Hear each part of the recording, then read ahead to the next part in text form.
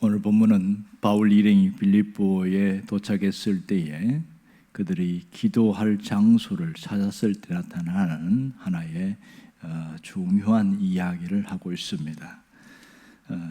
기도할 장소를 찾았다는 것은 회당이 없었다는 뜻이고 거기에는 유대인 남자가 10명이 안 되었다 이런 뜻입니다. 자료를 찾아보니까 이런 내용이 있더라고요.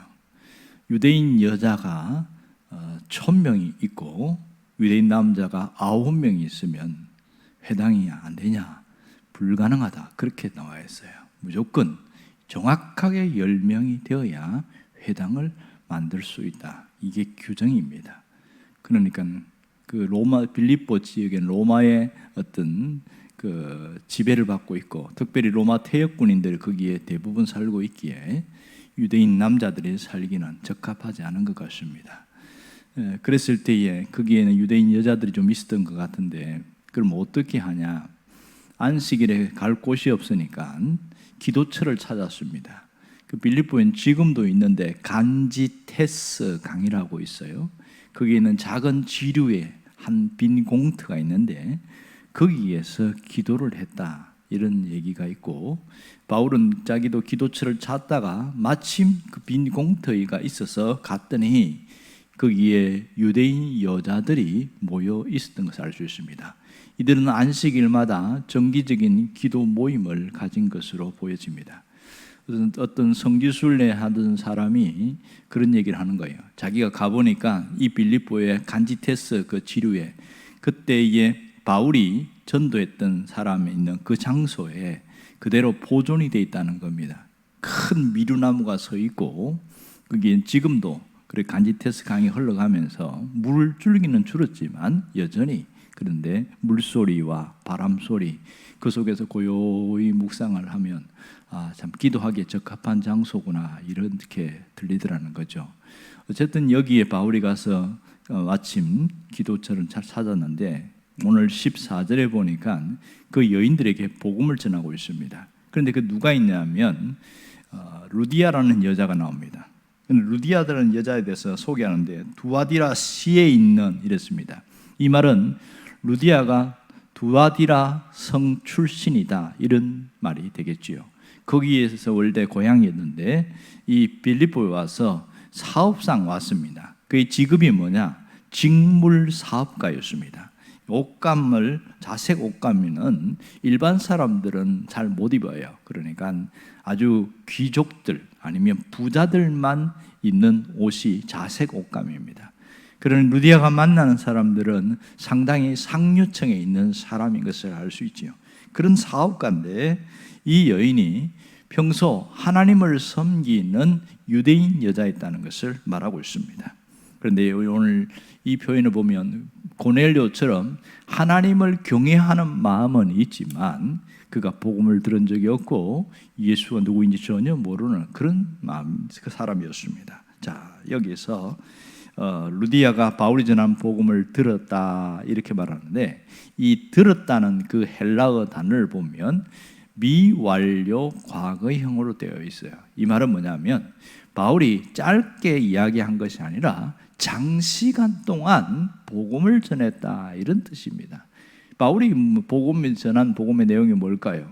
예수 그리스도가 누구신가에 대해서 전했을 겁니다. 아마도 성육신하신 예수님의 탄생부터 시작해서 예수님의 생애와 가장 그 클라이막스인 십자가와 부활 그리고 승천까지의 과정 내용을 자세하게 풀었던 거죠. 자, 그러면 거기에서 바울의 복음을 들었던 여인이 루디아 한 사람이 아니라 여러 사람이었습니다. 그런데 유독 바울이 전한 그 복음에 듣고 반응을 했던 여자는 루디아밖에 없었다. 이런 것이 오늘 14절에서 알 수 있지요. 어떻게 이 루디아는 바울이 전한 복음을 놓치지 않고 들을 수 있게 되었는가? 이것은 바로 가능한 이유는 오늘 14절 하반절을 보면 주께서 그의 마음을 열어 그랬어요. 주께서. 여기서 주께서라는 이 단어는 바로 그 현장에 영으로 임하신 성령 하나님을 말합니다. 성령 하나님이 그의 마음을 열어서 집중하게 했다. 오늘 바울의 말을 따르게 하니라. 이 따르다는 말은 헬라어 단어를 번역하면 집중하다 이런 뜻입니다. 그러니까 바울의 말을 장시간 동안 바울이 전하는 그 복음을 집중하여 듣게 되었다 이런 뜻이겠지요. 놀라운 것은 성령의 감동이 있었고 그 감동을 통해서 복음을 듣고 내가 예수를 믿겠다는 확신과 신앙 고백이 있었다는 것을 알 수가 있습니다. 자, 이 결과로 루디아뿐만 아니라 루디아 집에 있는 모든 사람들, 그의 가문과 그의 식솔들 전체가 예수를 믿게 되었고 그리고 세례를 받았습니다. 그리고 루디아를 통해서 빌립보 교회가 시작되었다는 것을 알 수 있겠지요. 놀라운 것은 그 수많은 여인들 가운데 성령께서 루디아를 선택해서 예수 그리스도의 십자가의 복음을 듣게 하셨고 구원하셨다는 사실입니다. 이것은 루디아에게 베풀으신 하나님의 일반적 은총입니다. 자, 여기서 하나님의 섭리론, 다시 말해서 은총론의 입장에서 보면 그 수많은 사람 중에서 루디아를 구원하기 위해서 하나님이 이 바울의 전도 계획을 틀어버리셨다는 것을 알 수가 있습니다. 지금 바울이 원래 2차 전도 여행은 1차 때 다녔던 그곳에 재방문하는 것이 목적이었습니다. 그리고 나서 바울이 가지 않았던 저 서쪽 지방으로 내려갔잖아요. 거기 갔더니 성령께서 막으셨어요. 못 가게 했단 말이에요. 그래서 할 수 없이 무시아 저 서북부 쪽으로 올라갔습니다. 북부 쪽으로 올라가서 동쪽, 서북부 동쪽에 비두니아까지 가서 거기는 한 번도 간 적이 없으니까 거기서 복음을 전하려고 했는데 거기서도 또 길이 막혀버렸습니다. 여러 가지.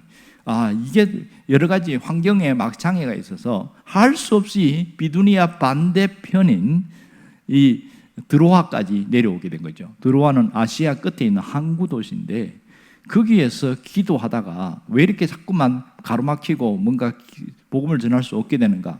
그런데 환상을 본 거잖아요. 자, 여기에서 이 빌립보까지 멀리까지 오는데 처음 출발이 수리아 안디옥 있잖아요.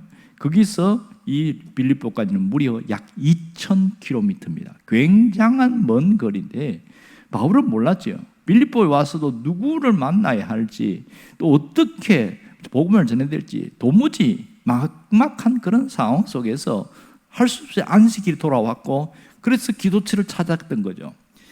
바울은 알 수 없었지만 하나님은 이미 계획하고 계셨고 루디아를 구원하기 위한 하나님의 섭리적 측면을 여기서 알 수 있습니다. 자, 놀라운 것은 그러면 왜 루디아만 구원했느냐? 이게 의문점이 될 수 있겠지요.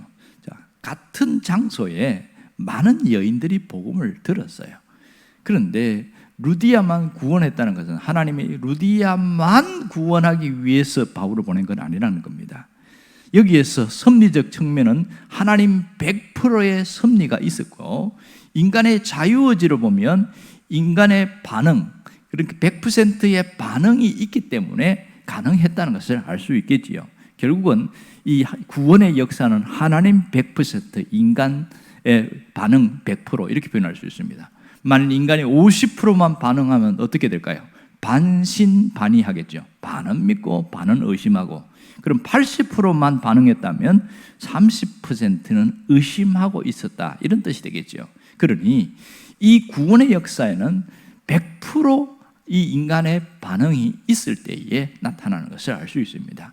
물론 여기서 수직적으로 보면 하나님께서 루디아를 구원하기 위해서 가시는 건 사실입니다.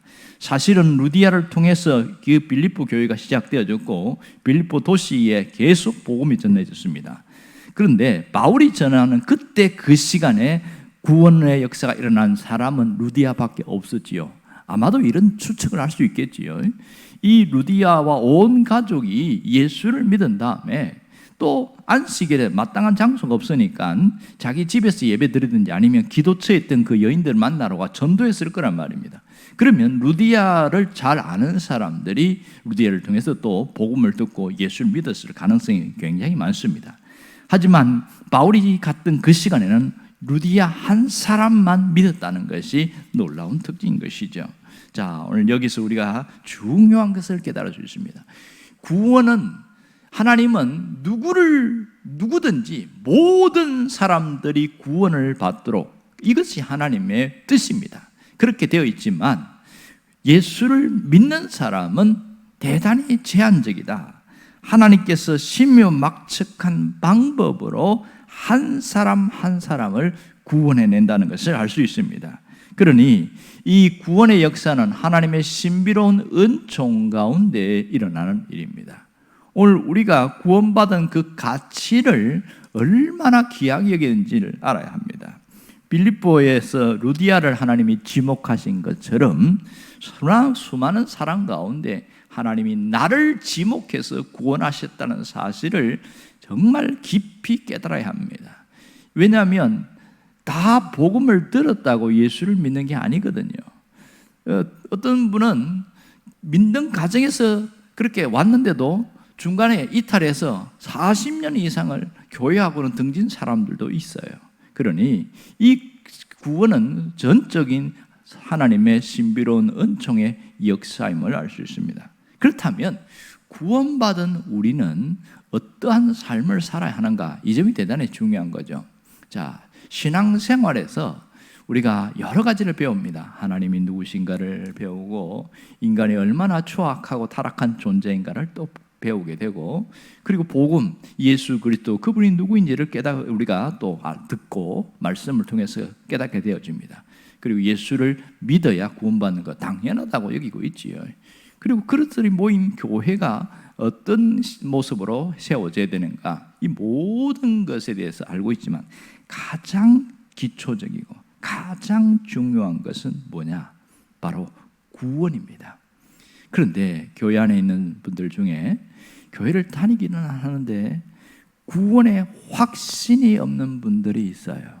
구원의 확신이 없어요. 내가 진짜 구원받았는지 안 받았는지 잘 모르겠다는 거예요. 그래서 질문을 해보면 이렇게 대답합니다.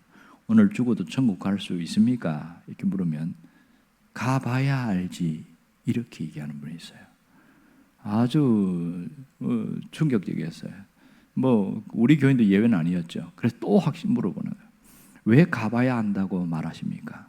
내가 죄가 많아서 잘 모르겠다, 이런 이야기 하는 거예요. 자, 분명히 복음을 들었어요. 그리고 그렇게 나 예수 믿어야겠다고 마음을 먹었어요. 그런데도 예수 믿겠다고 말했는데 가봐야 안다고 이렇게 표현합니다. 이 사람은 구원에 확신이 없는 겁니다. 신앙생활의 첫 단추가 제대로 꿰어지지 않은 모습인 것이죠. 이 구원의 확신이 있는 사람과 없는 사람은 신앙생활이 완전히 다릅니다. 구원의 확신이 없으면 거의 기독교의 옷을 입은 종교 생활을 하게 되어지지 정말 진짜 신앙생활을 할 수 없습니다. 왜냐하면 신앙생활의 출발은 믿음을 통해서 오직 믿음으로 구원을 받는다는 거거든요.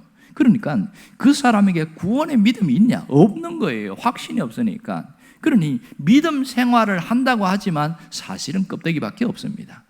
가장 믿음 생활에서 중요한 것은 구원의 믿음이 이 확실한 사람입니다.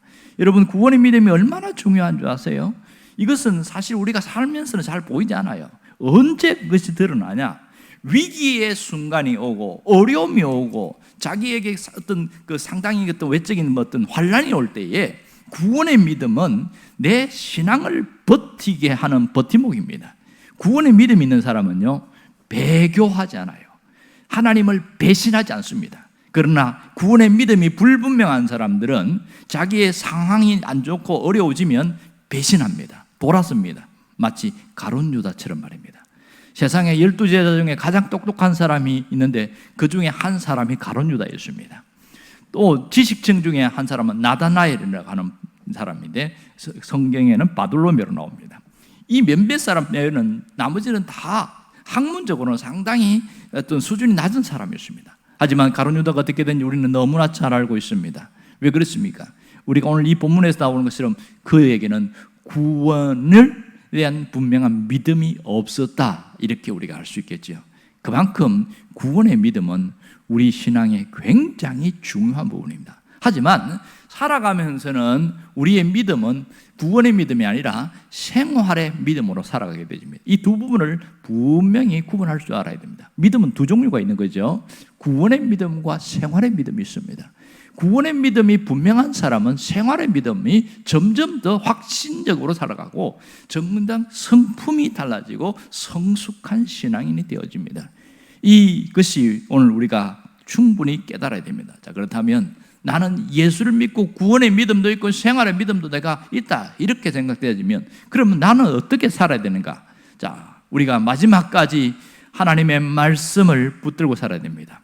보이지 않는 하나님을 보이는 것처럼 믿을 수 있는 것은 이 말씀의 안경을 썼을 때에 가능한 일입니다. 그렇다면 이 하나님의 말씀이 생명의 양식으로 믿고 받아들이는 사람에게 그 말씀을 통해서 점점 달라지고 신비로운 하나님의 역사가 나를 통해 나타나는 것을 깨닫게 되는 것이죠. 그러므로 내가 하나님의 말씀인 이 안경, 말씀의 안경을 쓰고 날마다 살아가는 일에 집중하는 것이 대단히 중요한 것이지요.